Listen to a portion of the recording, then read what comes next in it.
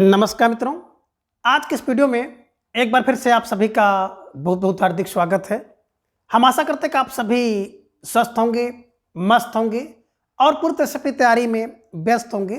तो मित्रों, आज के इस वीडियो में हम हिंदी साहित्य इतिहास के अंतर्गत भारतीय युग और भारतीय युग से संबंधित सभी महत्वपूर्ण और संभावित प्रश्नों को व्याख्यात्मक तरीके से हल करेंगे और इसके साथ ही इन्हें ट्रिक की सहायता से याद करने का भी प्रयास करेंगे। तो हम आशा करते हैं कि वीडियो आप सबके लिए बहुत ही महत्वपूर्ण होने वाला है, इसलिए इस वीडियो को आप लोग अंत तक जरूर देखें। चैनल पर नए हैं तो चैनल को सब्सक्राइब कर लें और इसके साथ अगर आपको थोड़ा सा भी उचित लगे तो इस वीडियो को अपने जो परिचित लोग हैं उनके पास भी शेयर करें। तो जैसा कि स्क्रीन पर आप देख पा रहे हैं, प्रश्न संख्या 1 है कि आधुनिक काल की समय सीमा क्या है। ए 1843 से 1923 ईस्वी, बी 1843 से 1932 ईस्वी, सी 1834 से 1923 ईस्वी या डी 1834 से 1930 ईस्वी। तो धीरे धीरे ढेर सारे भाई बहनों का जवाब आ गया कि सर विकल्प ए को लॉक किया जाए। विकल्प ए 1843 से 1923 इज राइट आंसर, है ना। देखिए, बात करते हैं आधुनिक काल, तो आधुनिक काल 1843 से 1923 ईस्वी है, ध्यान में रख लीजिएगा। ठीक है। अब प्रश्न 2 है कि सुमेलित कीजिए। सूची 1 में आप देख रहे हैं कि आधुनिक काल का जो नामकरण है और सूची 2 में आधुनिक काल के नामकरण करता है, तो उन्हीं को आपको मिलाना है। सूची 1 में देख रहे हैं विकल्प ये कि गद्य काल और सामने आचार्य रामचंद्र शुक्ल हैं, बी में वर्तमान काल, सामने मिश्र बंधु हैं, सी में आधुनिक काल है, आधुनिक काल के सामने है डॉक्टर रामकुमार वर्मा और गणपत चंद्र गुप्त हैं। तो इसी को सही क्रम में मिलाना है और ढेर सारे भाई बहनों ने जब आप फॉर्म दे दिए सर विकल्प को लॉक किया जाए, 1, 2, 3 इज राइट आंसर, है ना। बिल्कुल सही क्रम में ऑलरेडी ये मिला हुआ है। तो जिन भाई बहनों ने विकल्प ए का चुनाव किया था, बिल्कुल सही जवाब, बेहद सुंदर तैयारी आप सबके यहाँ पर दिख रही है ना।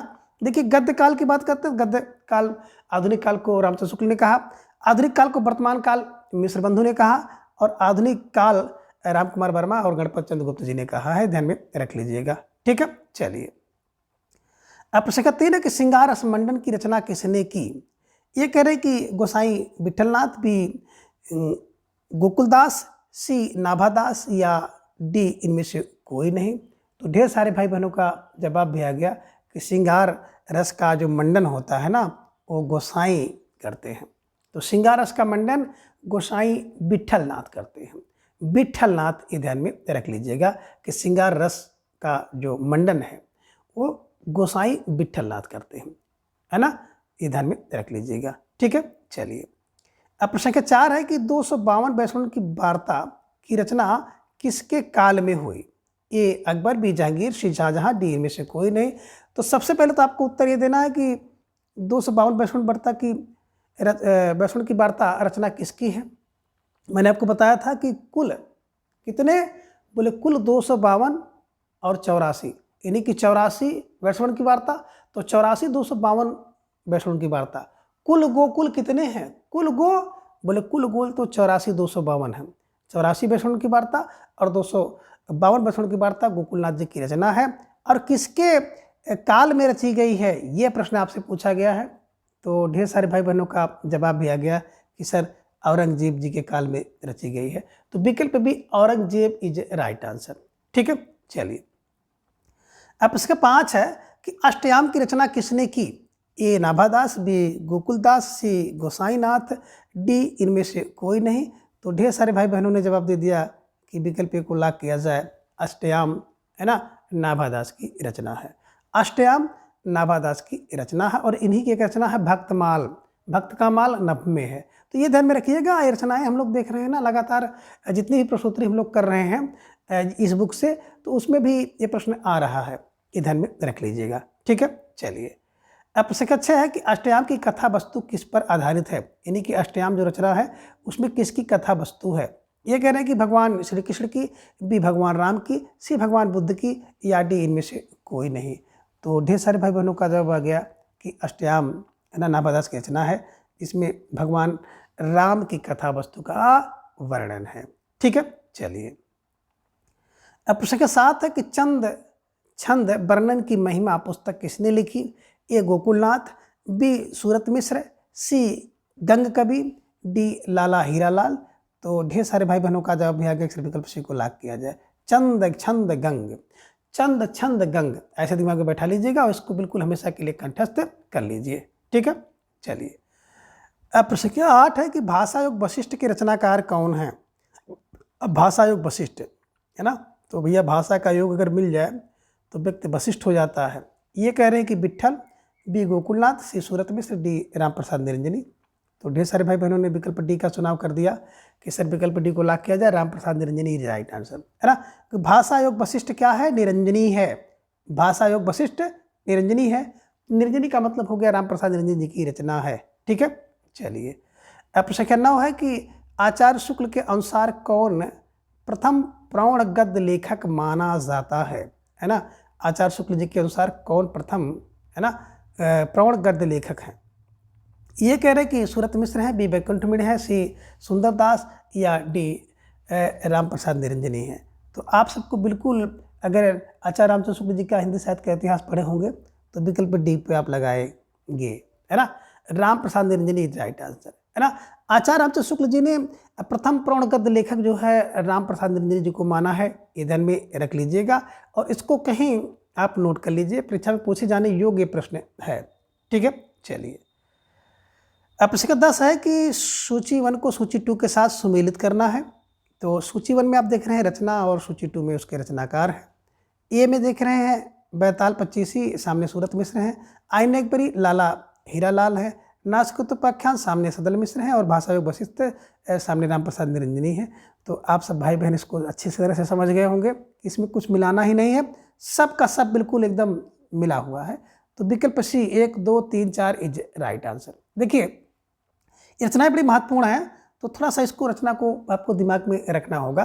देखिए बैताल पच्चीसी है ना, जो बैताल होता है ना 25-25 होता है, उसकी सूरत देखे होंगे, सूरत बैताल की सूरत देखिए, सूरत मिश्र, आईन अकबरी लाला हीरालाल और आईन अकबरी हीरालाल है ना, हीरा आईन अकबरी लिखेंगे तो आपको हीरा मिलेगा, हीराला है ना। आईन अकबरी लिख करके हीरा लाते थे, हीरालाल है ना। नाश के तो पाख्यान, नाश करने वाला व्यक्ति सदल टाइप का होता है, पगल टाइप का होता है, ये ध्यान में रखिएगा। नाश के तो पाख्यान सदल मिश्र का है और भाषा योग वशिष्ठ राम प्रसाद निरंजनी, भाषा का योग मिल जाए तो निरंजनी होता है, ये ध्यान में आप रखिएगा। और जिन भाई बहनों ने विकल्प सी का चुनाव किया था बिल्कुल सही जवाब और भी सुंदर तैयारी। प्रश्न 11 है कि सुमेलित कीजिए। अब आपको सुमेलित करना है सूची 1 को सूची 2 के साथ। तो सूची 1 में देख रहे हैं आप रचना और सूची 2 में रचनाकार हैं, इन्हीं को आपको सुमेलित करना है। ये प्रेम सागर, सामने गंग कवि, बी है चंद्रछंद वर्णन की महिमा, सामने लल्लू लाल हैं और सी में आप देख रहे हैं सुख सागर, सामने सदा सुख लाल हैं।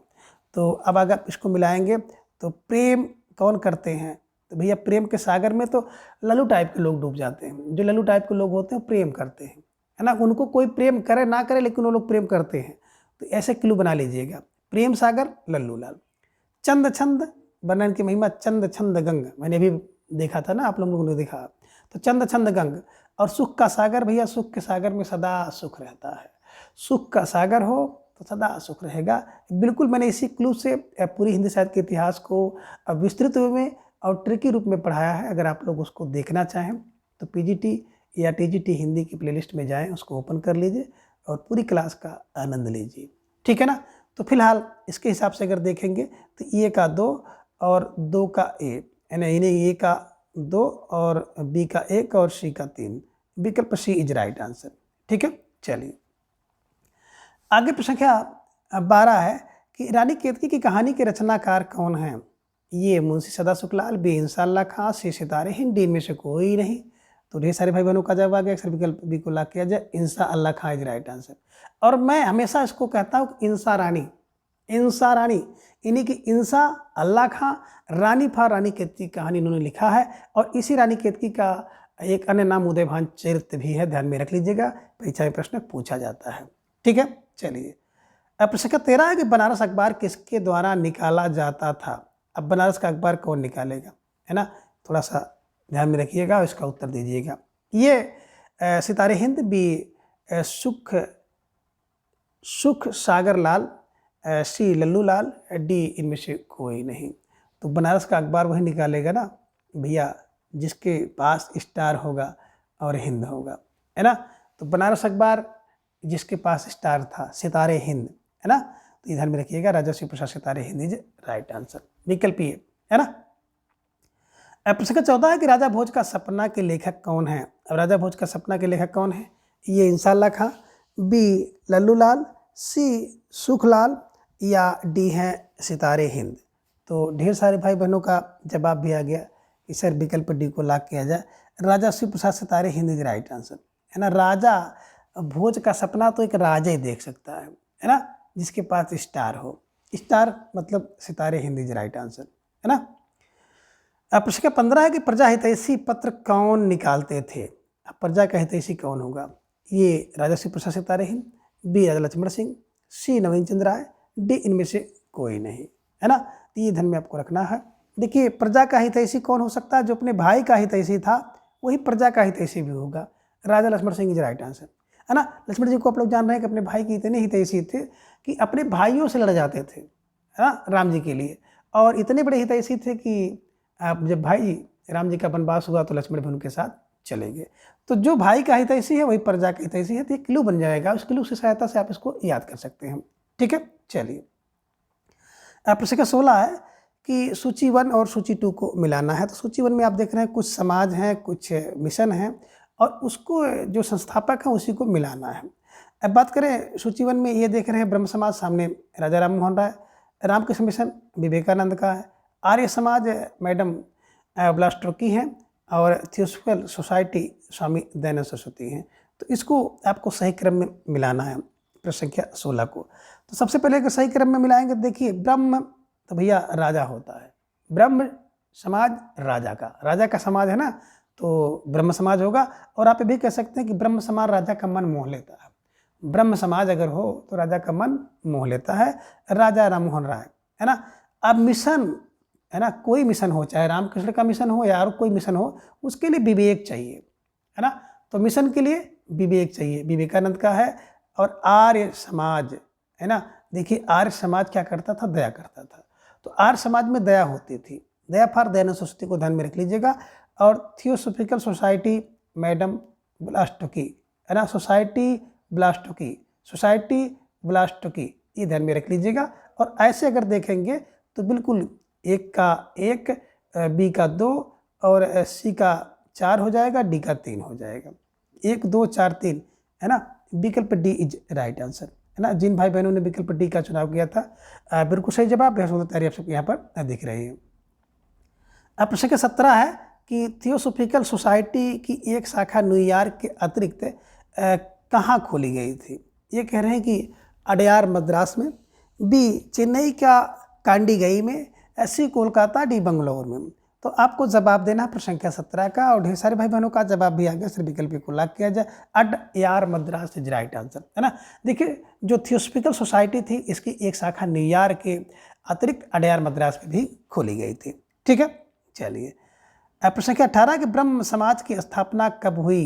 अब ब्रह्म समाज, ब्रह्म का समाज है तो राजा का मन मोह लेता है, राजा राम मोहन राय का है। और कब इसकी स्थापना हुई आपको जवाब देना है। ये 1825, बी 1828, सी 1830, या फिर विकल्प डी में से कोई नहीं। तो मैंने आपको बताया था कि ब्रह्म 2 ठे होते हैं, 2 ठे ब्रह्म 2 ठे होते हैं। तो ब्रह्म समाज 1828 में, है ना, और ब्रह्म समाज राजा का मन जो है मोह लेता है, राजा राम मोहन राय को ध्यान में रखिएगा, ठीक है। चलिए प्रश्न संख्या 19 है कि आर्य समाज की स्थापना किसने की? ये स्वामी विवेकानंद, बी स्वामी सहजानंद, सी स्वामी दयानंद, डी स्वामी चिन्मयानंद। अब देखिए आर्य समाज क्या करता था? दया करता था। तो दया करते ही आपके दिमाग में आ जाना चाहिए कि Swami Dayanand Saraswati is right answer. जिन भाई बहनों ने विकल्प सी का चुनाव किया था बिल्कुल सही जवाब, बेहद सुंदर तैयारी आप सबके यहाँ पर दिख रही है, निश्चित रूप से आप सब बधाई के पात्र हैं। प्रश्न संख्या 20, इनमें से कौन सी रचना स्वामी दयानंद की है? अब कौन सी रचना स्वामी दयानंद की है? अब आपको जवाब देना है। विकल्प ये कह रहे हैं कि सत्यार्थ प्रकाश, बी सदादर्श, सी भारत मित्र, डी इनमें से कोई नहीं, है ना। तो ढेर सारे भाई बहनों का जवाब आ गया कि बिल्कुल, है ना, आर्य समाज क्या करता है? दया करता है और सत्य पर प्रकाश करता है। तो सत्य प्रकाश जो व्यक्ति दया करेगा ना वही सत्य प्रकाश करेगा। तो सत्यार्थ प्रकाश ध्यान में रखिएगा। और आप एक ये भी कह सकते हैं कि सत्यार्थ में यही है, दया करो, है ना। तो दयानंद सरस्वती द्वारा लिखी गई जो पुस्तक है वो सत्यार्थ प्रकाश है, ध्यान में रख लीजिएगा। ठीक है, चलिए। प्रश्न संख्या 21 है कि महावीर प्रसाद द्विवेदी ने सरस्वती पत्रिका का संपादन कार्य कब संभाला? ये 1920, बी 1903, सी 1905, डी में से कोई नहीं। तो ढेर सारे भाई बहनों का जवाब भी आ गया, अक्सर भी ओला किया जाए। विकल्प भी 1903 से लेकर के 1920 तक का, है ना, जो सरस्वती पत्रिका है इसका संपादन कार्य महावीर प्रसाद द्विवेदी जी ने किया था, ध्यान में रख लीजिएगा। ठीक है, चलिए। प्रश्न संख्या 22 है कि निम्नलिखित में से कौन सा एक भारतेंदु मंडल का लेखक नहीं है? ए प्रताप नारायण, बी बद्रीनाथ चौधरी प्रेमघन, सी ठाकुर जगमोहन सिंह, डी सूर्यकांत त्रिपाठी निराला। तो आप सबका जवाब भी बड़े तेजी के साथ आ गया कि सर विकल्प डी को लॉक किया जाए। विकल्प D Suryakant Tripathi Nirala is right answer. ठीक है, चलिए। प्रश्न संख्या 23 है कि बंगला नाटक विद्या सुंदर का अनुवाद किसने किया था? अब आपको जवाब देना है कि बंगला नाटक जो है विद्या सुंदर, इसका अनुवाद किसने किया? ए भारतेंदु, बी बालकृष्ण भट्ट, सी जगमोहन सिंह, डी इनमें से कोई नहीं। तो ढेर सारे भाई बहनों ने जवाब दिया, अक्सर विकल्प को लॉक किया जाए, भारतेंदु हरिश्चंद्र राइट आंसर, है ना। ये सारे के सारे बड़े आसान से प्रश्न हैं, लेकिन ऐसे प्रश्नों को भी हम लोगों को करना बहुत ज़रूरी है कि परीक्षा में कहीं से भी और कुछ भी पूछ सकता है। इसलिए बड़े बड़े प्रश्नों के साथ साथ छोटे छोटे प्रश्नों को भी हमें आपको तैयार करके रखना है ना। प्रश्न संख्या 24 है कि भारतेंदु ने किस नाटक में स्वयं अभिनय किया है? अब आपको जवाब देना है किस नाटक में भारतेंदु जी ने अभिनय किया है। जानकी मंगल, जानकी भरत, वरवै रामायण, डी अंधेर नगरी। तो आप सबका जवाब भी आ गया, सिर्फ विकल्प को लॉक किया जाए, जानकी मंगल इज राइट आंसर। ठीक है, चलिए। प्रश्न संख्या 25 है कि हिंदी का प्रथम उपन्यास इनमें से एक है। परीक्षा दृष्टि, बी परीक्षा गुरु, सी गुरु मंत्र, डी इनमें से कोई नहीं। तो ढेर सारे भाई बहन जवाब दे दिए, सर विकल्प को लॉक किया जाए, परीक्षा गुरु इज राइट आंसर, है ना। हिंदी साहित्य का प्रथम उपन्यास जो है ना, मौलिक उपन्यास परीक्षा गुरु है, लाला श्रीनिवास दास द्वारा लिखा गया था, ध्यान में रखिएगा। ठीक है, चलिए। प्रश्न संख्या 26 है कि सुमेलित कीजिए। अब आप देखेंगे सूची 1 में पत्र है और सूची 2 में उसके लेखक या आप कह सकते हैं कि प्रकाशक हैं। तो उसको आपको मिलाना है। नीचे आपको एक कूट दे दिया है, इस कूट के सहायता से आप उसका उत्तर दे सकते हैं। ए में देख रहे सतादर्श, सामने बलेश्वर प्रसाद, बी में काशी पत्रिका तोताराम की, सी में बंधु भारत बंधु लाला श्रीनिवास के सामने है और भारत मित्र रुद्रदत्त है। तो देखिए आज ही आप इसको बिल्कुल कंठस्थ कर लें, स्टार लगाइए और अपने दिमाग की खिड़की खोल लीजिए, बिल्कुल रट लीजिए। देखिए सदा आदर्श क्या करे, निवास करे। मैंने आपको ऐसी ट्रिक से बताया है कि सदा आदर्श को सदा आदर्श कर लीजिए। तो सदा आदर्श निवास करे, और निवास का मतलब होता है लाला श्री निवास राय, है ना। काशी की पत्रिका ऐसे वैसे नहीं निकलने पाएगी, जो बलेश्वर टाइप के लोग होंगे वही काशी में पत्रिका निकाल सकते हैं। तो काशी की पत्रिका बलेश्वर प्रसाद निकालते हैं। और भारत का जो बंधु होता है ना, बंधु तोता है ना, बंधु तोता है। तो ध्यान में रख लीजिएगा, भारत का बंधु तोता है, बस ध्यान में रखिएगा। भारत का बंधु तोता है और मित्र तो रुद्र होता है, मित्र तो रुद्र हो जाता है। चाहे हमारा मित्र हो चाहे आपका मित्र हो ना, जब कोई ऐसी बात आ जाती है तो रुद्र हो जाता है, नाराज हो जाता है। तो मित्र रुद्र हो जाता है और बंधु तोता होता है, मीठू मीठू बोलता है, वो बंधु बन जाता है ना। तो ये ध्यान में रखिएगा, बंधु तो, अब चाहे बंधु तो कर लीजिए तो भारत होता है हम, और भारत मित्र रुद्र होता है। तो ऐसे क्लू बनाना है कि भारत का मित्र जो होता है रुद्र हो जाए। मित्र तामेरा है और यहाँ में देखिए रुद्र दामेरा है, तो मित्र रुद्र हो जाता है और बंधु तोता होता है।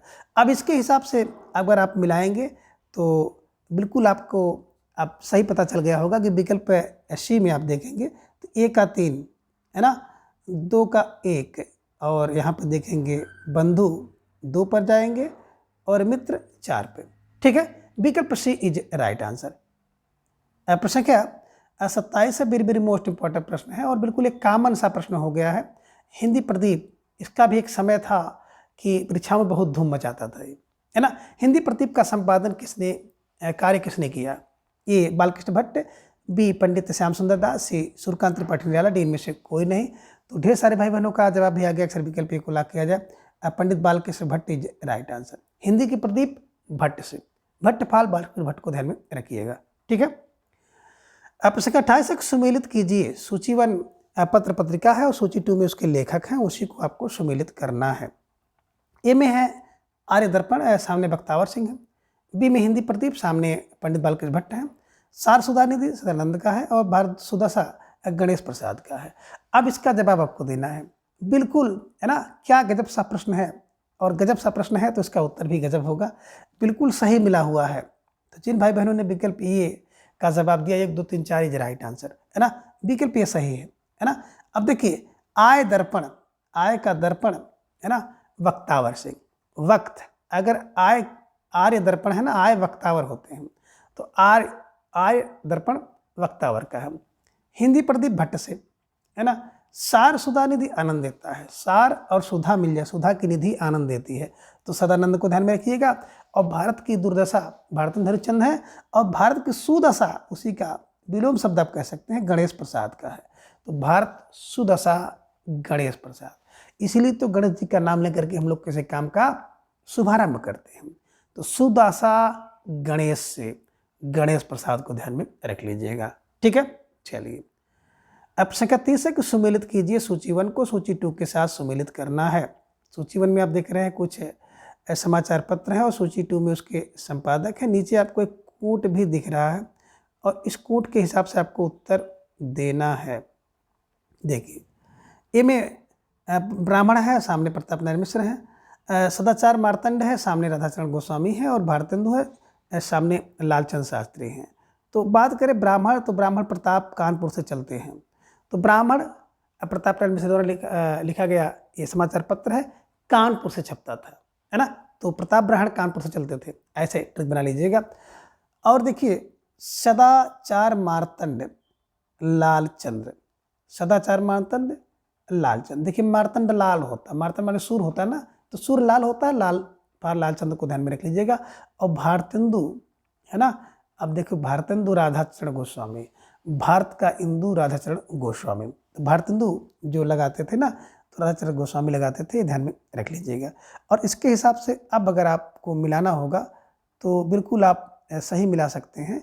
विकल्प डी, है ना, इसमें डी दिखाई दे रहा है, आप देख सकते हैं, सी गायब हो गया है।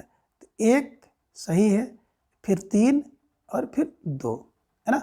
विकल्प डी इज राइट आंसर। जिन भाई बहनों ने विकल्प डी 1 3 2 इज राइट आंसर, ठीक है।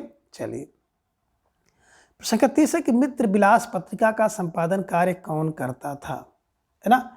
ये कहने गोपीनाथ बी गिरधर दास सी गोपाल चंद्र डी, इनमें से कोई नहीं। अब देखिए भाई मित्र विलास करेगा ना, कौन मित्रों के साथ विलाप करता था, जो गोपियों का नाथ है ना, वही मित्रों के साथ विलाप करता था। तो गोपीनाथ ध्यान में रखिएगा, मित्र विलास पंडित गोपीनाथ, जो गोपियों का नाथ है वही मित्रों के साथ विलाप करता है, ठीक है। चलिए प्रश्न संख्या 31 है कि भारतेंदु जी ने नारी शिक्षा के लिए कौन सी पत्रिका निकाली। ये भारत बंधु, बी कव्यवचन सुधा, सी बाल बोधनी, डी इनमें से कोई नहीं। तो ढेर सारे भाई बहनों का जवाब आ गया, सर विकल्प सी को लॉक किया जाए, बाल बोधनी इज राइट आंसर, है ना। भारतेंदु जी ने क्या किया था, नारी शिक्षा देने के लिए बाल बोधनी पत्रिका निकाला था, ठीक है। चलिए अब प्रश्न संख्या 32 है कि भारतेंदु जी का जीवन काल है। अब भारतेंदु जी का जीवन काल इनमें से कौन सा है। ये कह रहे हैं कि 1850 से 1858 है, बी 1850 से 85 है, सी 1850 से 1880, डी 1805 से 1885 है। तो ढेर सारे भाई बहनों ने जवाब दे दिया, सर विकल्प बी को लॉक किया जाए। विकल्प बी 1850 से 1885 इज राइट आंसर। मात्र 35 वर्ष की अल्प आयु में ही भारतेंदु जी ने हिंदी साहित्य की समझ लीजिए कि अमूल्य सेवा की है, ये ध्यान में आप रख लीजिएगा। तो 35 वर्ष जोड़ दीजिएगा, 1850 में 35 जोड़ेंगे 1885 आ जाएगा, ठीक है। चलिए प्रश्न क्या 33 है कि इनमें से कौन सा नाटक भारतेंदु जी का नहीं है। ये अंधेर नगरी, बी भारत दुर्दशा, सी नील देवी, डी अंधायुग। तो ढेर सारे भाई बहनों ने जवाब भी दे दिया, फिर विकल्प डी को लॉक किया जाए, अंधायुग इज राइट आंसर, है ना। अंधायुग भारतेंदु हरिश्चंद्र जी का नाटक नहीं बल्कि धर्मवीर भारती जी का है ना। अंधा युग तो धर्मवीर भारती का है, ठीक है। चलिए अब प्रश्न का 34 है कि इनमें से कौन सा एक अनुदित नाटक है। ये वैदिकी हिंसा हिंसा ना बहुत, बी भारत दुर्दशा, सी प्रेम जोगनी, डी भारत जननी। तो अब आपको जवाब देना है और ढेर सारे भाई बहनों ने जवाब दे दिया, अक्सर विकल्प डी को लॉक किया जाए, भारत जननी इज राइट आंसर, है ना। भारत जननी की बात करें तो ये एक अनुदित नाटक है, यानी कि इसका अनुवाद किया गया है, इसके द्वारा भारतेंद्र हरिश्चंद्र द्वारा। प्रश्न संख्या 35 है कि भारतेंद्र जी का कौन सा नाटक अधूरा है? ए सती प्रताप, बी चंद्रावली नाटिका, डी सी नील देवी, या डी इनमें से कोई नहीं। तो ढेर सारे भाई बहनों का जवाब भी आया, ए को लॉक किया जाए, ये सती प्रताप इज राइट आंसर, है ना। भारतेंद्र जी का जो अधूरा नाटक था सती प्रताप था, ध्यान में रख लीजिएगा, ठीक है ना। और सती के प्रताप को अधूरा ही छोड़ दिया, है ना, ठीक है। प्रश्न संख्या 36 है, सुलोचना नामक उपन्यास किसके द्वारा लिखा गया? ये बद्रीनाथ चौधरी, बी प्रताप नारायण मिश्र, सी गोपीनाथ मिश्र, डी भारतेंदु हरिश्चंद्र। तो आप सबका जवाब भी बड़े तेजी के साथ आ गया कि विकल्प डी को लॉक किया जाए, भारतेंदु हरिश्चंद्र जी राइट आंसर, ठीक है। चलिए प्रश्न का 37 है कि निम्नलिखित में से कौन सा एक उपन्यास भारतेंदु का नहीं है? हमीरहट, रामलीला, शीलवती और विकल्प डी कफन। तो ध्यान में रखिएगा कफन, है ना, इनका उपन्यास नहीं है, बल्कि कफन जो है मुंशी प्रेमचंद जी की एक कहानी है, घीसू माधव बुधिया, है ना, ये ध्यान में रख लीजिएगा, ठीक है। चलिए प्रश्न संख्या 38 है कि जयदेव निबंध के रचनाकार इनमें से कौन है? एक निबंध है जयदेव, इसका रचनाकार कौन है? ये भारतेंद्र हरिश्चंद्र, बी प्रताप नारायण मिश्र, सी बद्रीनाथ चौधरी प्रेमघर, इनमें से कोई नहीं। तो ढेर सारे भाई बहनों का जवाब आया, विकल्प को लॉक किया जाए, भारतेंद्र हरिश्चंद्र जी राइट आंसर, है ना। जयदेव निबंध के रचनाकार भारतेंद्र जी हैं। प्रश्न संख्या 39 है, काव्य कृति प्रेम प्रलाप के लेखक कौन है? प्रेम प्रलाप, ये बालेश्वर प्रसाद, बी सदानंद मिश्र, सी गणेश प्रसाद, डी भारतेंदु। तो ढेर सारे भाई बहनों का जवाब भी आ गया कि प्रेम में प्रलाप जो होता है ना वो भारत में होता है। तो भारत फार भारतेंदु हरिश्चंद्र को ध्यान में रख लीजिएगा। और आप ये भी कह सकते हैं कि प्रेम में प्रलाप भरते हैं, भरते फार भारतेंदु को। तो जैसे भी आपके दिमाग में बैठे इसको बैठाने का प्रयास करिएगा, ठीक है। चलिए प्रश्न संख्या 40 है कि प्रेम फुलवारी के रचनाकार का नाम बताइए। अब प्रेम फुलवारी के रचनाकार कौन है आपको जवाब देना है, तो थोड़ा सा सोच समझ कर विचार करिए, इसके बाद क्या जवाब दीजिए कि प्रेम फुलवारी के रचनाकार कौन है। और ढेर सारे भाई बहनों का जवाब भी आ गया कि जो प्रेम की फुलवारी है ना वो भारत में होती है। तो भारत फार विकल्प ये भारतेंद्र हरिश्चंद्र को ध्यान में रख लीजिएगा, ठीक है ना। जो प्रेम की फुलवारी होती है वो भारत में होती है, तो भारत फार भारतेंद्र को ध्यान में रख लीजिएगा, ठीक है। चलिए आगे प्रश्न संख्या 41 है कि इनमें से कौन सी रचना भारतेंद्र हरिश्चंद्र की नहीं है? एक रचना इनमें है जो कि भारतेंद्र हरिश्चंद्र की नहीं है, उसी का चयन आपको करना है ना। ये है फूलों का गुच्छा, बी बकरी बिलाप, सी दान लीला, या फिर विकल्प डी अंधेर नगरी चौपट राजा। तो ढेर सारे भाई बहनों का जवाब भी आ गया, अक्सर विकल्प डी को लॉक किया जाए, विकल्प डी अंधेर नगरी चौपट राजा राइट आंसर, है ना। देखिए ये रचना इनकी नहीं है, रचना केवल अंधेर नगरी है, चौपट राजा शीर्षक से नहीं है। तो ये ध्यान में रखिएगा, ये आपको फंसाने के लिए इस तरह से कुछ प्रश्न तैयार किए जाते हैं, ठीक है ना। तो ये ध्यान रखिएगा। बाकी तीनों फूलों का गुच्छा, बकरी बिलाप और दानलीला भारतेंद्र जी की रचना है, ठीक है। अब प्रश्न संख्या 42 है कि हर गंगा कविता के लेखक हैं। ये प्रताप नारायण मिश्र, बी पंडित गोपाल गहमरी, सी भारतेंद्र, डी में से कोई नहीं। तो ढेर सारे भाई बहनों का जवाब आ गया, सर विकल्प को लॉक किया जाए, Pratap Narayan Mishra is right answer, है ना। गंगा में लहर लेकर के व्यक्ति प्रताप और नारायण को पाता है ना। हर हर गंगा करके प्रताप बढ़ता है, हर गंगा प्रताप, है ना, हर गंगा में प्रताप मिलता है, ठीक है। चलिए प्रश्न संख्या 43 है कि भारत बारहमासा कविता के लेखक कौन है? ए राधा कृष्णदास, बी भारतेंद्र हरिश्चंद्र, सी राधाचरण गोस्वामी, डी में से कोई नहीं। तो बारहमासा, है ना, भारत में 12 मास क्या होता है, राधा कृष्ण के दास लोग बनते हैं। भारत 12 मासा, भारत में 12 मास राधा कृष्ण के दास बनते हैं। तो राधा कृष्ण दास को ध्यान में रख लीजिएगा, ठीक है। चलिए आगे प्रश्न संख्या 44 है कि भारतेंदु की ने काव्य प्रवृत्तियाँ हैं। अब इनमें से कौन सी प्रवृत्तियाँ हैं जो कि भारतेंदु के युग में पाई जाती थी, यानी कि भारतेंदु की हैं। ये कह रहे हैं कि समाज की दूसरा का चित्रण, बी श्रृंगारिकता, सी व्यंग, डी नारी स्तुति। अब कह रहे हैं कि में से कौन सा कथन सत्य है? ये कह रहे हैं कि 1 और 2, बी कह रहे हैं 1 2 3, सी कह रहे हैं कि 3 4, डी कह रहे हैं ये सभी। तो आप सबका जवाब भी आ गया, सर विकल्प बी को लॉक किया जाए, 1 2 3 इज राइट आंसर। एक तो समाज की दुर्दशा थी, बी श्रृंगारिकता था और सी व्यंग था। तो जिन भाई बहनों ने विकल्प बी का चुनाव किया था, अब बिल्कुल सही जवाब और बेहद सुंदर तैयारी आप सबके यहाँ पर दिख रही है। ठीक है, चलिए अब प्रश्न 45 है कि भक्तिपरक रचना कार्तिक स्नान के लेखक कौन है, यानी कार्तिक स्नान किसकी रचना है। ए बाबू हरिश्चंद्र, बी राजचंद्र गोस्वामी, सी अंबिका दत्त व्यास या डी इनमें से कोई नहीं। तो धीरे धीरे ढेर सारे भाई बहनों का जवाब भी आ गया कि सर विकल्प ए को लॉक किया जाए, बाबू हरिश्चंद्र इज राइट आंसर, है ना। कार्तिक में स्नान कौन करते हैं, है ना, भारत में होता है। कार्तिक में स्नान भारत में होता है। भारत भारतेंद्र हरिश्चंद्र को ध्यान में रख लीजिएगा। ठीक है, चलिए अब प्रश्न 46 है कि चूरन साहब लोग जो खाता है सारा हिंद हजम कर जाता है, पंक्ति किस नाटक से है। ये अंधेर नगरी, बी भारत दुर्दशा, सी अंधायुग, डी में से कोई नहीं। तो अब प्रश्न संख्या 46 का जवाब आप सबको देना है और ढेर सारे भाई बहनों का जवाब भी आ गया कि सर विकल्प ए को लॉक किया जाए, Andher Nagari is right answer, है ना।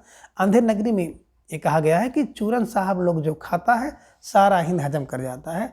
जब अंधेर नगरी रहेगी तो चूरन साहब खा ही जाएंगे। ठीक है, चलिए अब प्रश्न संख्या 47 है कि नौ भक्तमाल की रचना किसने किया या किसने की। ये बाबू भारतेंद्र हरिश्चंद्र, बी राजचंद्र गोस्वामी, सी बद्रीनाथ चौधरी, डी है इनमें से कोई नहीं। अब प्रश्न संख्या 47 का जवाब भी आ गया कि विकल्प बी को लॉक किया जाए, नौ भक्तमाल, है ना, राधाचरण गोस्वामी, भारत बारहमासा, राधा कृष्णदास, ये ध्यान में रखिएगा। ठीक है, चलिए अब प्रश्न संख्या 48 है कि भारत में अंग्रेजी शिक्षा का प्रचार प्रसार सर्वप्रथम किस राज्य से शुरू हुआ, है ना। भारत में अंग्रेजी शिक्षा का प्रचार प्रसार किस राज्य से शुरू हुआ। ए गुजरात, बी दिल्ली, सी बंगाल, डी में से कोई नहीं। तो अब आपको जवाब देना है प्रश्न संख्या 48 का। ढेर सारे भाई बहनों ने विकल्प सी का चुनाव कर दिया कि सर विकल्प सी को लॉक किया जाए, बंगाल इज राइट आंसर, है ना। अब प्रश्न संख्या 49 है कि हिंदी गद्य का सूत्रपात कब हुआ। ए 1900 ईस्वी, बी 1850 ईस्वी, सी 1800 ईस्वी, डी 1920 ईस्वी। अब आपको जवाब देना प्रश्न संख्या 49 का। तो ढेर सारे भाई बहनों ने जवाब भी दे दिया कि विकल्प सी को लॉक किया जाए, 1800 ईस्वी राइट आंसर, है ना। हिंदी गद्य का जो सूत्रपात होता है 1800 ईस्वी में होता है। ठीक है, अब प्रश्न 50 है कि इनमें से कौन सी भारतेंद्र जी की पत्रिका नहीं है। ये कह रहे हैं कि बाल बोधनी, बी हरिश्चंद्र, सी कब्बचन सुधा और डी है आनंद कादम्बनी। तो आप सबका जवाब भी आ गया, सर विकल्प डी को लॉक किया जाए, आनंद कादम्बनी। बात करें आनंद कादम्बनी की तो आनंद कादम्बनी बद्रीनाथ चौधरी प्रेमघन द्वारा संपादित पत्रिका है और मिर्जापुर से प्रकाशित होती थी, है ना। तो आनंद कादम्बनी बद्रीनाथ चौधरी प्रेमघन इसके संपादक हैं और मिर्जापुर से इसका प्रकाशन होता था, ध्यान में रख लीजिएगा। तो प्रश्न संख्या 50 का विकल्प डी इज राइट आंसर। जिन भाई बहनों ने विकल्प डी का चुनाव किया था बिल्कुल सही जवाब। अब बेहद सुंदर तैयारी, निश्चित रूप से आप सब बधाई के पात्र हैं। तो मित्रों आज के इस वीडियो में बस इतना। अगली वीडियो में हम इसके अगले भाग को जानेंगे। तब तक के लिए आप सभी अपना ख्याल रखिए और अपना अधिक से अधिक समय अपने अध्ययन पर लगाएं। अपना प्रेम स्नेह विश्वास इस तरह से चैनल पर बनाए रखें। धन्यवाद, नमस्कार, बाय बाय।